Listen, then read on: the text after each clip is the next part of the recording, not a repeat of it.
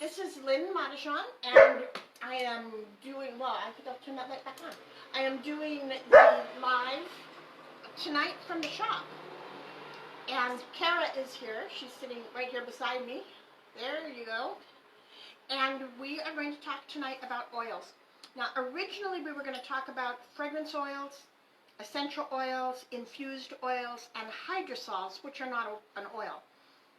When I started looking at what I wanted to talk about, it occurred to me that I think that's too much. So we're going to talk about the fragrance oils, the essential oils, and the infused oils today, and then another time down the line, we're going to talk about waters, so like hydrosols and flower waters, and see how you can do with those too. We're going to finish up tonight with making some mosquito spray, and that is, mosquitoes are pretty bad this year, and it is, so this is a mosquito spray that is made with essential oils, and so it ties in nicely, and it works great. So, funny story about the about the mosquito spray. One time, a couple of years ago, I was invited to a party in Granite Falls that was for the 4th of July. And that is the second time that I'd been invited. The first time, the mosquitoes came and carried me away. I mean, they were giant mosquitoes. And so I made this mosquito spray, and I brought it with me, and I gave it to my hostess as a hostess gift after I had already sprayed me down with it. And she had been partying a little bit already, and so she was a little bit happy. And she sprayed herself with the mosquito spray, and then she sat there and watched her arm, and she watched the mosquito come and hover over her and then leave. So she immediately puts her arm up and starts chasing the mosquito. And it is, she was pretty funny, but she never got bit, and she was moving those mosquitoes out of her yard. So it was pretty. It doesn't smell bad. It smells pretty good as well. So, I'm going to start with fragrance oils because I have the least amount to say about them. Fragrance oils are made chemically, so there is absolutely nothing natural about them. That being said, there's a real place for these. You can use them in your diffuser if you just want your house to smell good. You can use them to make incense. You can use them to make candles. You can use them to make soaps. They're cheaper than the essential oils, and so if your end goal is simply to smell good, there's a good place for that. Now, I will tell you that that's what I use to make the incense. The incense wall is right over here, and it is, and it works well. It works absolutely great. You can use them also to make perfume. You can, I've got a couple customers that come in here and have me blend a couple of the fragrance oils so that they have a signature perfume or cologne that they wear, and they absolutely love it. So it is, you're not going to get any medical or emotional benefits out of it beyond the fact that you like how it smells. Now, essential oils do give you medical and emotional benefits if you know what you're looking for. Alright, so now the first thing you want to do is, sometimes you will see a bottle that says essential fragrance oil. If it says essential fragrance oil, it's a fragrance oil. It's not an essential oil. And there are all kinds of qualities of essential oil, so be careful. If it's, $1.99 for 4 ounces, it's probably not a very good quality.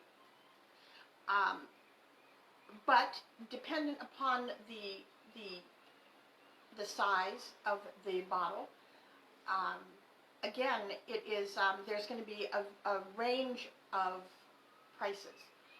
So when you are looking at making blends with essential oils. If you're making it for a smell good, like a perfume, there are 3 notes to make a perfume. All right, so there's a top note, a middle note, and a base note. So the top note is the first smell to rise up from the blend, and it evaporates rather quickly. It is generally light, fresh, and sharp and penetrating. It adds brightness to the blend. So those would be, the top notes would be the citrus kinds of fragrances. And you can get all kinds of citrus fragrances. You can get mandarin, you can get lemon, you can get lime, you can get orange, you can get tangerine, you can get multiple kinds of orange, you can get tangerine, lemongrass, which is a citrusy smell, citronella, which is a lemony smell. Those are all what you would use as a top note. Yeah, that's what you Now, the middle note, or the heart note, gives an aromatic softness and fullness and rounds off any sharp edges.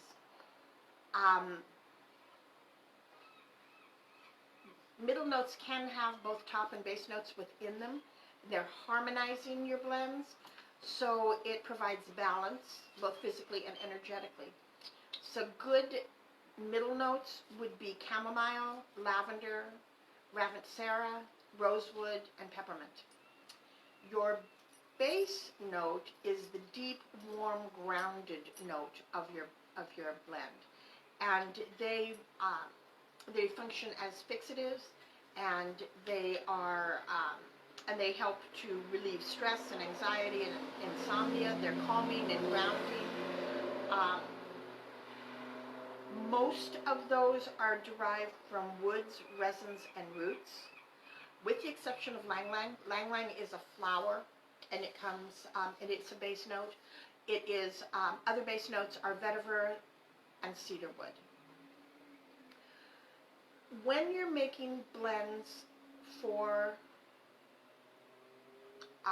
with essential oil, and for children, you want to dilute the oils, okay? You don't want to put full-strength essential oils on the on your children. So for children under 12, pregnant women, and people with long-term illnesses or immune system disorders, a 1% dilution is a good place to go. So a 1% dilution is going to be in 1 ounce of carrier oil, 5 to 6 drops.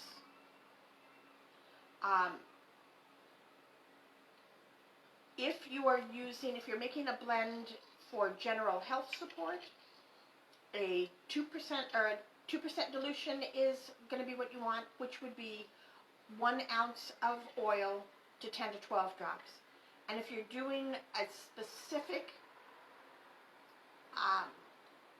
medical address, like pain relief, then you would use a 3% dilution, which is to 1 ounce of carrier oil, 15 to 18 drops of essential oil. Now, carrier oils would be any oil, any cooking oil. So coconut oil, olive oil, grapeseed oil, avocado oil, sunflower oil, sweet almond oil. Those are the ones that I mainly carry, and those are the ones that you can use. Now, jojoba is sold as an oil, but it's actually a wax, and so you would not want to use it on something that you would be putting all over your body, because you're going to be clogging your pores for that. or your clothes. Yeah, and it'd make a mess on your clothes as well. Of course, so does the oil. But, so helpful hint, if you spill oil on your clothes, and if you have an iron, find a paper bag and put your shirt down on your ironing board, put the paper bag on top, like just one level of paper bag on top of it, and then iron where the oil spill is. And that should help draw the oil out of your clothes and into the paper bag. It is always a helpful hint to know what to do. Today I spilled oils on me. So That's why I used to always wear an apron, and I think I need to get back into that. It is, the carrier oils all have different qualities. So for example, for skincare, like for acne, or eczema, avocado oil is a good oil to use. If you are in a position, with the eczema, even if you have if you're concerned about infection, coconut oil has antibiotic properties to it, and so it will help clear that up. Coconut oil also has an SPF of 15, which wouldn't help me much because I burn like, I don't know what I burn like, but Kara could probably get away with an SPF 15. And it is, and so it's I tan so well. because you tan so well, and yeah, as we look, you know, there's a little bit of a color difference between the two of us. I keep waiting for my freckles to grow together, but that hasn't happened. So, ways to use both fragrance oils and essential oils is in your diffuser. Now, if you've never used a diffuser before, it'll have a cup on top and either an electric plug to put into the wall or an area to put a candle on it. You fill your cup with water, and then you put 4 or 5 drops of the fragrance or the essential oil in, and then the process of heating the water will release the oils into your house so that it smells good. You can make blends with all of them. You can put both of them on your skin topically, like a perfume or something of that nature. Now is the time that I climb on my soapbox. Do not take essential oils internally. Don't take perfume oils internally either. Essential oils are 70, so that's 70 times stronger than the herb that it comes from, or the flower that it comes from. Your liver and your kidneys are not set up to filter that out, and so it sits in your kidneys and your liver, and sooner or later you're going to end up with some kidney or liver difficulties because it's overflowing with the essential oil. If you put essential oil on your skin, here's a fun, if you have some essential oil, try this because it's really kind of funny. You put a drop on the bottom of your foot where the arch of your foot is, and wait a couple minutes and you'll taste it. You will taste, so especially if you're using something like peppermint, that's a strong taste, tea tree, lemon, strong tastes, you will taste it on your tongue from the outside of your foot. So what happens is that goes through your blood system. It doesn't go through your elimination system, and so it bypasses the kidneys and the liver. And also you're using less because you're using like 1 drop. You can use essential oils in salves as well as in massage oils. It is however you decide you want to deliver it to your body. And you get medical and emotional benefits. Now, the way that essential oils are made is they're made through a distillation process. You have to have a still in order to make essential oils. Now, it takes like 1,500 rose petals to make 1 drop of rose essential oil. So, you have to have a big room and a big still and a lot of flowers. And so I don't make any essential oils because I couldn't keep up with my own use, forget the use from the people in the shops. You can get essential oils from flowers, leaves, barks, roots, resins, and peels. And it only takes 1 drop to make a big difference in what it is that you're doing. It is, there are a variety of kinds of essential oils in that you've got photosensitive oils that are the citruses, that if you put it all over your body and you go outside, you're going to get sunburned. There are hot oils that if you put it on your body, it's going to burn. And those are things like basil and oregano. They're very strong. Peppermint can be a hot oil. Cinnamon certainly is a hot oil. A clove is a hot oil. And so those are the oils that you're going to want to dilute, like we talked about before. I'm going to put this dilution chart on the bottom of this video at probably tomorrow, so that you can see what it is that you need. It is breathing in the oils through a diffuser will give you the same medical benefits and emotional benefits. It is so it helps to, if you don't want to put it on your skin, you can just breathe it throughout. So the essential oils work because by concentrating the oils of the plants, you are literally separating the most powerful healing compounds of the plant into a single oil. And that's why you have to be careful with how you take it. It is, there are 11 main benefits of using essential oils. One is balancing hormones. It can help balance your estrogen, progesterone, cortisol, thyroid, and testosterone levels. Excuse me. So some oils that will do that are clary sage, geranium, thyme. They can help you with infertility, with PCOS, menopause, and also PMS. I've got a blend here in the store called Wild Woman that helps with perimenopausal symptoms. You can lower your cortisol levels, which help improve your mood and reduce symptoms of depression. And you can increase testosterone levels, which will improve a man's libido. The second benefit that they can use are it can boost immunity and fight infections.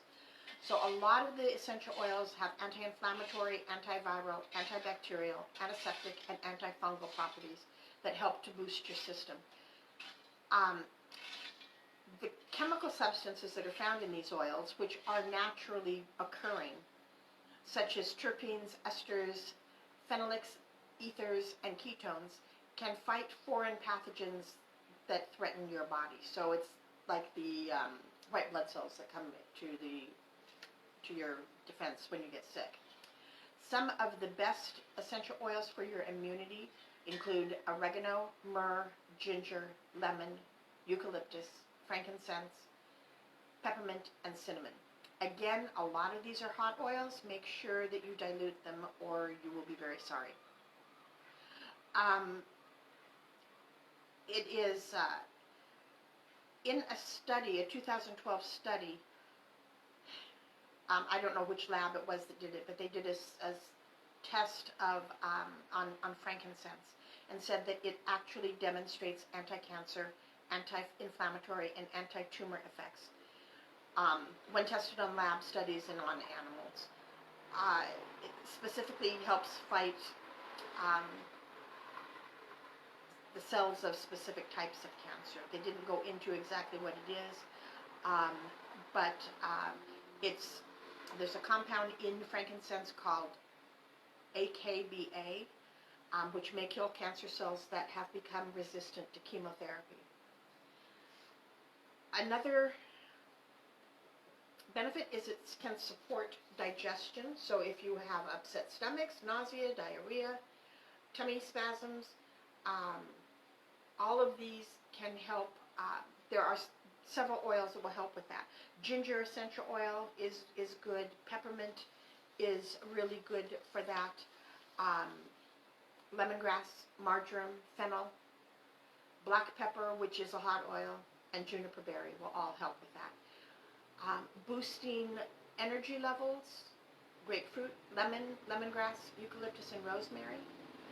It can, oils can help improve your brain function. Now, uh, rosemary and peppermint are very good for that. Lavender is good for that because it helps reduce your stress level. But if you're studying for a test and you have test anxiety, while you are studying, burn peppermint oil. And then when you're ready to go take the test, put peppermint oil on your skin or on your shirt. And when you get to a point of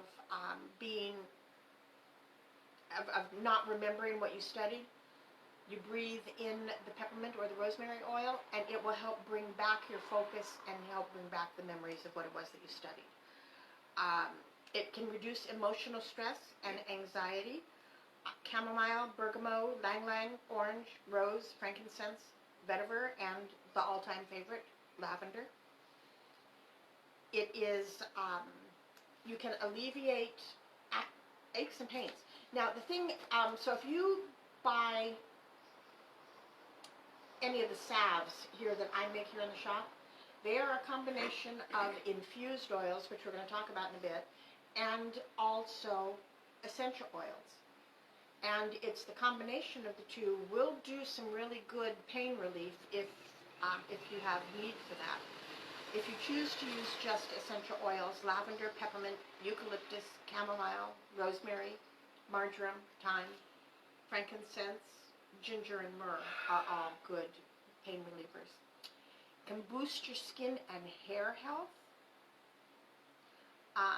Frankincense seems to be the winning herb right now in terms of it's almost good for all of these things. Now, that being said, I will tell you it's also one of the spendier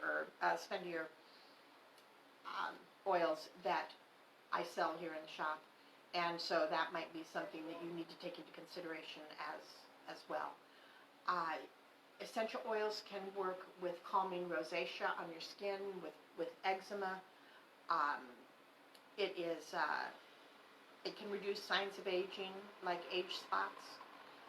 It can improve, along with some other actions, acne and sun damage.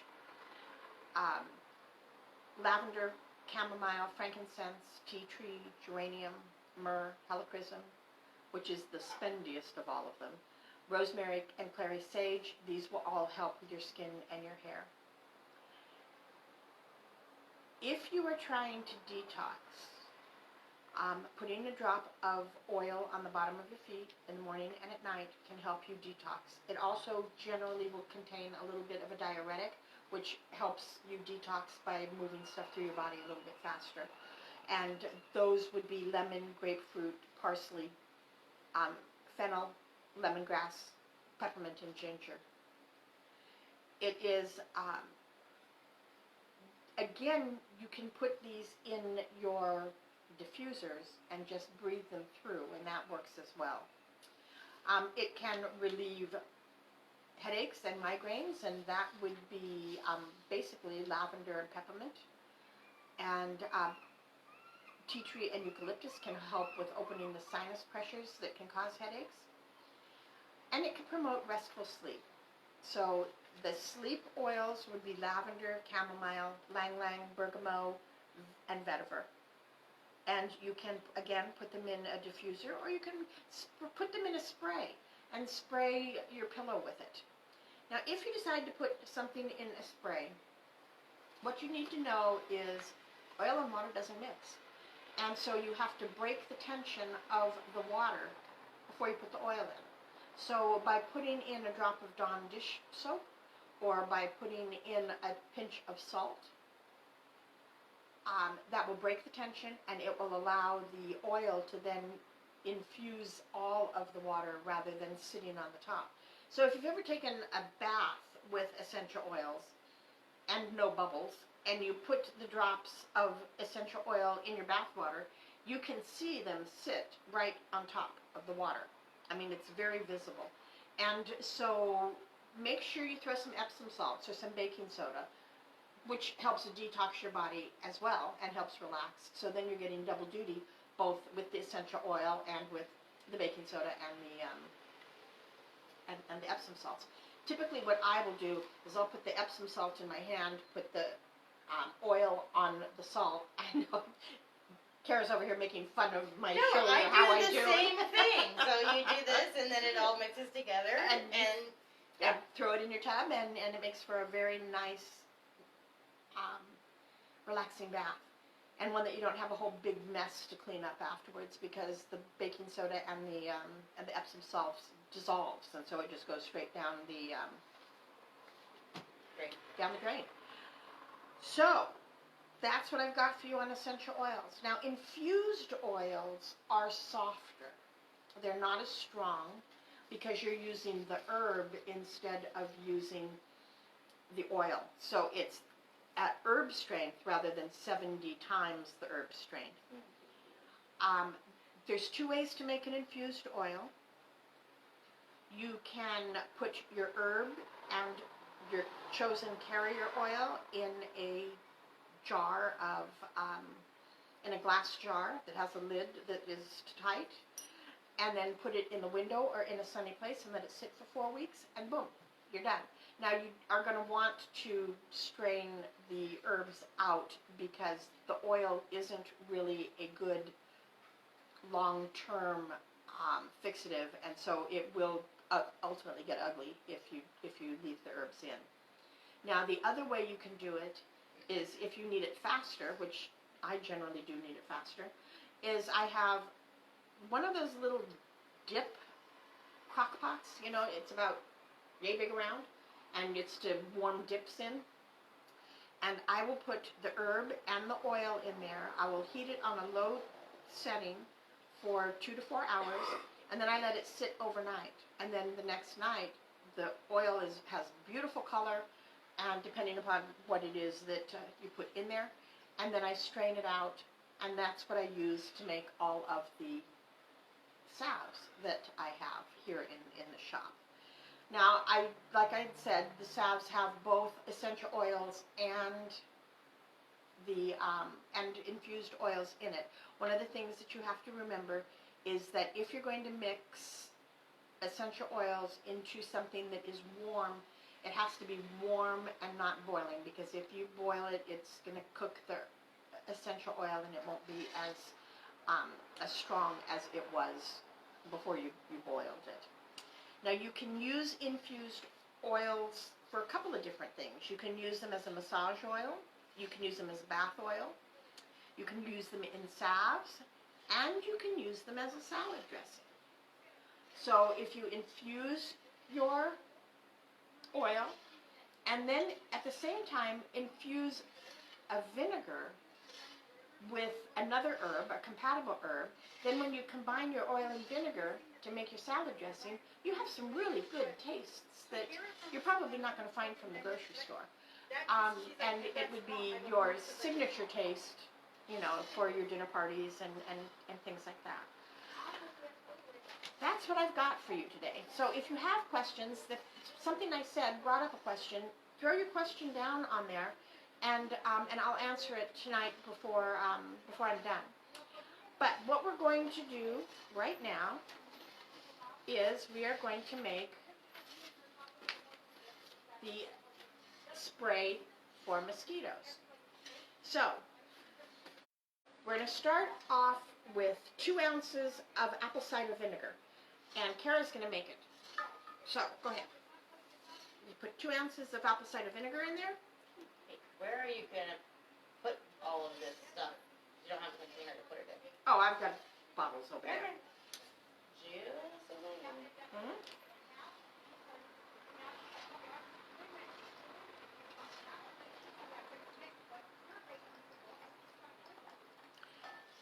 And 2 ounces of water. Now, with the water, you want to use either bottled water or boiled water, so that there's nothing living in the water. It is, now we're going to put 10 drops of each of these oils, Kara. So we have the essential oils we're going to use. Rosemary. There you go. Thank you, Vanna White. And, Yep. it is, sometimes they come out faster. that's true. I spilled Lang Lang and Neroli on me today. So Tea that's tree. So we're making 4 ounces of this. Now, if you happen to be outside at a campfire, if you burn sage or rosemary, that will help keep the mosquitoes away as well. Now, another way that you can do it is by just putting it plain on the fire, or you can wrap it up in like tin foil. Soak all of the oils or the herbs, and then wrap them in tin foil and poke some holes in it and put that on top. And the steam that comes out of there will help keep the keep it away. Lemongrass.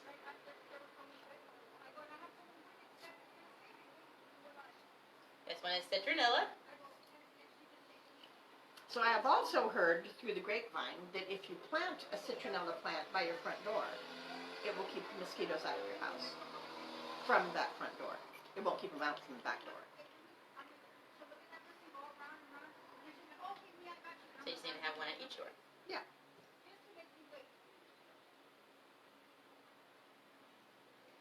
Lavender.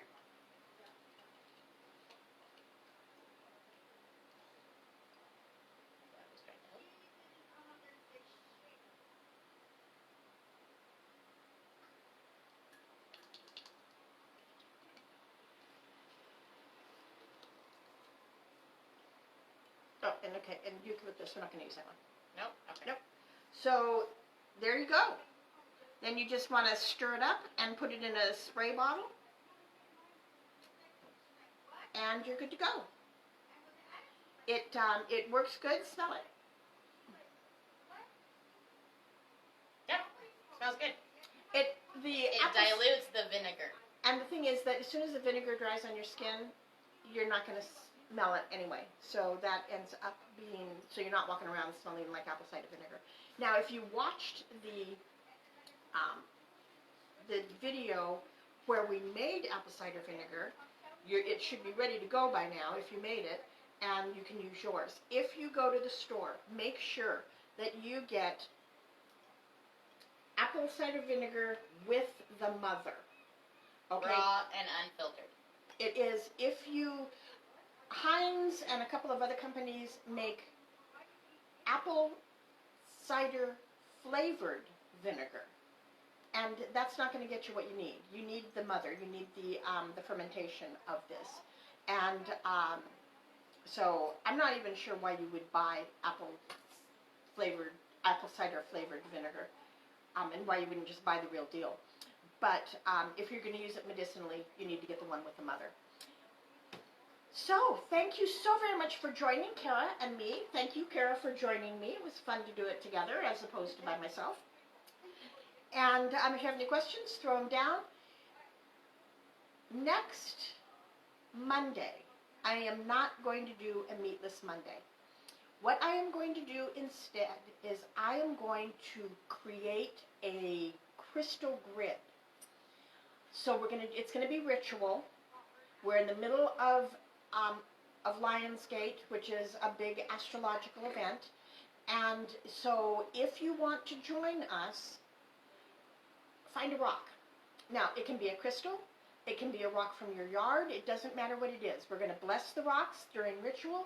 You're going to plant the rock in your yard, and then we are going to go ahead and make the grid connected. Now, what I've decided to do is, a couple of years ago, we did a grid around Snohomish County. And we did that in person. We're not having that same option this time. But I have the center stones are in my house. And so what I'm going to do is use those center stones for this grid, so it is going to attach also to the grid that's in Snohomish County.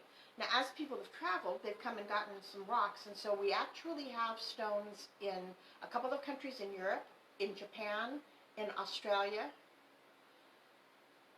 in South America, and Mexico, and in states outside here of Washington. So I'm trying to take over the world one rock at a time. And So, and this is for love and protection. And if you would like to join us, all you need to do is find one rock. Now, if you want to find another couple rocks because you have some friends that you would like to bury their rocks, you'll bury the rock at your home. If you are in an apartment and you don't have any ground, you can put it in a container, in like a flower pot, wherever you are, and then you take the grid with you when you move. It is, I think this is going to be a fun thing to do. So think about joining me on Monday, and then we'll get back to our regularly scheduled Meatless Mondays the following Monday. Thanks so much. Take care, and see you next week. Bye! You want to hit the done?